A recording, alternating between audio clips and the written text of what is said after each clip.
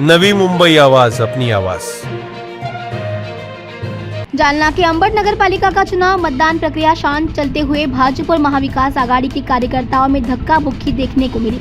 प्रभाग क्रमांक 2 पर बड़ा राड़ा देखने को मिला। घटनास्थल पर उपस्थित पुलिस ने वाद मिटाते हुए दोनों ही तरफ के कार्यकर्ताओं को बाहर किया। शिव प्रसाद चांगले ने आरोप किया कि विधायक नारायण कुचे और भाजपा के कुछ कार्यकर्ता पुलिस की मदद से दबंगशाही कर रहे हैं। मतदान के लिए जा रहे बुजुर्ग मतदार को बीजेपी के कार्यकर्ताओं ने गाली गलौज करने का आरोप शिव प्रसाद चांगले ने किया है। बघा, धनशक्ती विरुद्ध जनशक्तीची ही जी लढाई होती, सर्वप्रथम मी अंबड शहरातल्या प्रत्येक नागरिकांचा आभार व्यक्त करू इच्छितो की ह्या धनशक्तीच्या जोरावर मास्तावलेल्या पुढाऱ्यांच्या, सत्ताच्या जीवावर मस्ती आलेल्या पुढाऱ्यांच्या विरोधात अंबड शहराचे नागरिक आज एकवटले।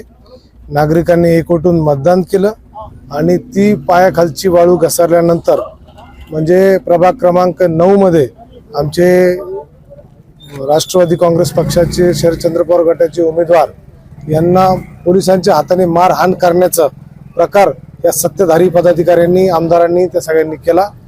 त्याच्यानंतर इथे सुद्धा पोलिसांना पुढे करून पोलिसांचा बळाचा गैरवापर करत माझ्यासोबत सुद्धा धक्काबुक्की करण्यात आली।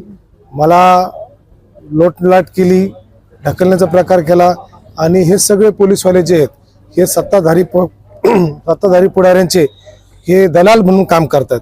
हे प्रचंड दलालगिरी पोलीस प्रशासनाने लावलेली आहे आणि पोलीस प्रशासनाने आज नगरपालिकामध्ये भारतीय जनता पार्टीचा एक कार्यकर्ता म्हणून त्यांनी पोलीस प्रशासनाने काम केलेले आहे।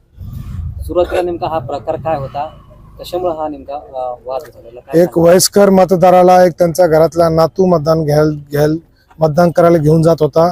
भारतीय जनता पार्टीच्या उमेदवारांनी त्यांच्या नातूला घाण शिव्या दिल्या। शिव्या दिल्यानंतर आम्ही त्याला म्हटलं, शिव्या द्यायचा तुला अधिकार नाही, शिव्या द्यायचा काय संबंध?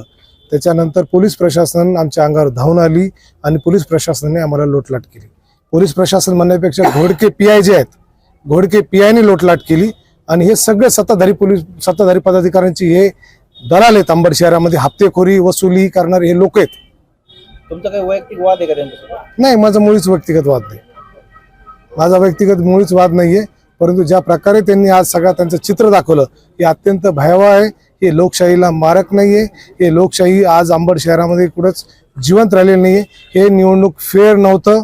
हे पूर्णपणे प्रभाग क्रमांक 8च्या बूथ क्रमांक 3 मध्ये गायकवाड नावाचा केंद्र अध्यक्ष होता।